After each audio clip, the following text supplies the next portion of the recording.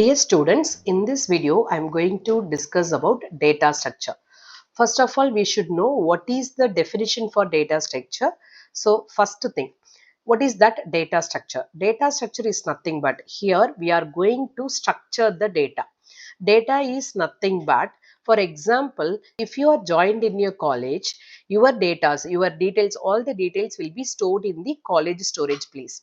Okay, so that is what, suppose in that particular year for 2025-26 academic year, almost 1,000 students are joined in the college, means all the students details will be organized in the particular academic year 25-26. So all the students details will be stored in that place, so that whenever we require we can go and check and get the details of the specific student. So we are going to store these details of all the students at one place under the academic year 25-26. So that is what data structure. That means students details are the data which is stored in the particular place. So we are structured the data.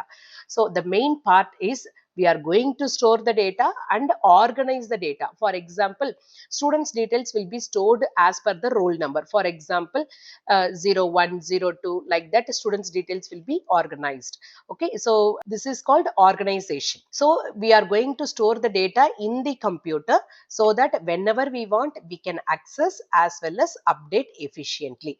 Update in the sense, suppose I want to add one more student's details into that, so I can update it. So previously it is 1,000, now when we add 5 members details, means later it will be 1,005, so it is updated.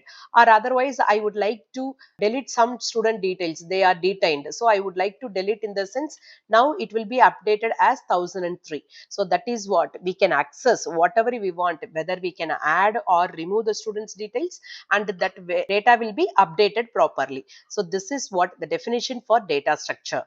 So next we are going to discuss about basic terminology. So by using this terminology, we can understand the concept of data structure.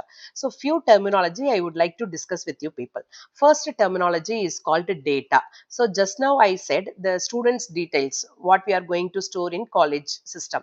So data in the sense, for example, it may be name of the student, and here I have taken employee's name of the student and their ID, employee ID, like that we will have that. For example, name of the student, some name we can store, and their roll number, register roll number, we can use that one. So this is what data. So raw data, these data will be stored and organized in the computer, right? So raw values or set of values that are processed or stored, that is called the data. Next terminology is data item. What is the data item? Very simple to understand. Now you see the whole name of the employee is John Victor. Okay, but in that part only one small unit, if you are considering only John, could be considered it as item of the data. That's what it is called, data item. So what is the definition? A single unit of value within the data. The whole name is John Victor. In that only part is John. So John is the data item. Next terminology is very important terminology, that is data type. So as a student, those who are learning programming language, they know about this data type. So which type of data we are going to use for our work. For example, suppose if I am using integer. So integer, the short form of integer is int. In C program we use int as the keyword. So if you are mentioning int, immediately in the storage area, in the memory location, it allocates 4 bytes for 64-bit architecture. Okay, so 4 bytes, this is the memory storage. How much storage for int? Suppose if I am declaring char means in the memory area it allocates only 1 byte. Okay, so the moment I declare the data type, immediately it allocates space in the storage area, first thing. And operation, what is that operation? Integer is concerned, the operations are addition, subtraction, multiplication, division, and then modulo division. So these are the operations possible in the case of integer. Okay, and the next one is values. What are the possible values? As you know well, integer means all that means all whole numbers we can consider. It may be 0, 1, or any number we can consider for this integer, right? So this is the explanation for data type, a classification that determines what are the possible values we can store, and then what kind of operation is possible for that particular data type, and how much storage will be used for that. Okay, so here example for data type is integer, float, character, and boolean are some of the common primitive data types.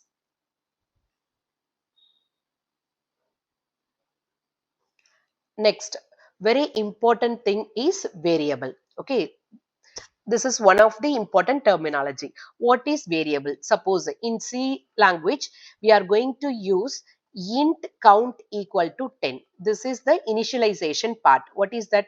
Which type of data I am going to use now? Integer type. So integer means in the storage area, it allocates 4 bytes, as I said already, 4 bytes, and the value is 10, and the name of the variable is count. Actually, this 10 will be stored in the memory storage area. In that way, it will be stored in the address. Actually, address will be mentioned in hexadecimal. For example, 0x, like that it will be 15, like that it will be. This is the address, but this address we cannot remember always. For my convenience, for this address I have given the name count. That is what variable. So symbolic name that represents storage location area. Okay, so that's what symbolic name is, the count, which represents storage location in the memory.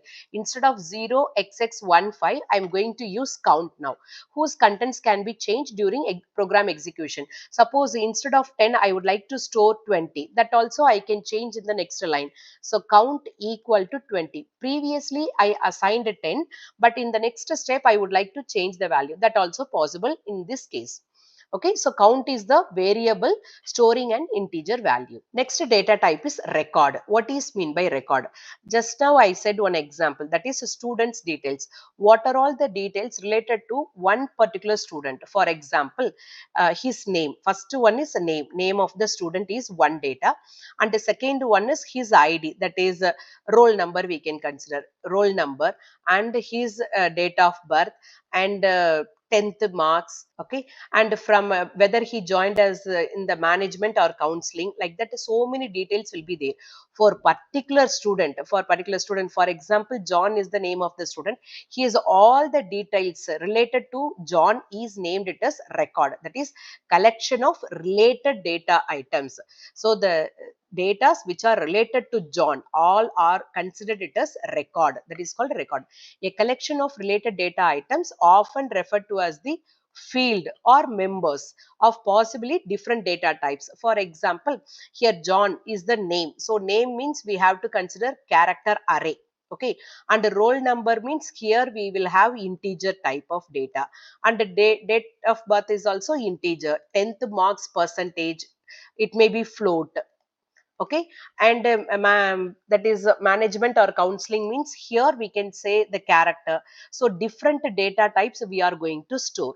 So the record contains the collection of different data types. Here I have given one example, one single employee record, name, string, and the ID is the integer, and the salary is float. So different data types are combined to specify one person, one employee record.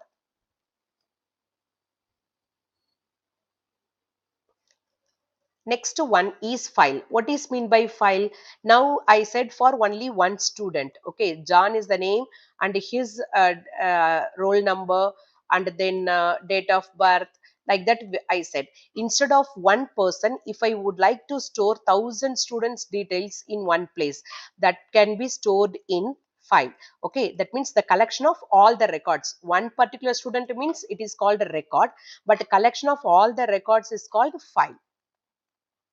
So here, for example, salary of a specific company. So it contains all the employee details. That's what we can say file. That means salary dot that file. So that it contains all the employees details who are working in the particular organization.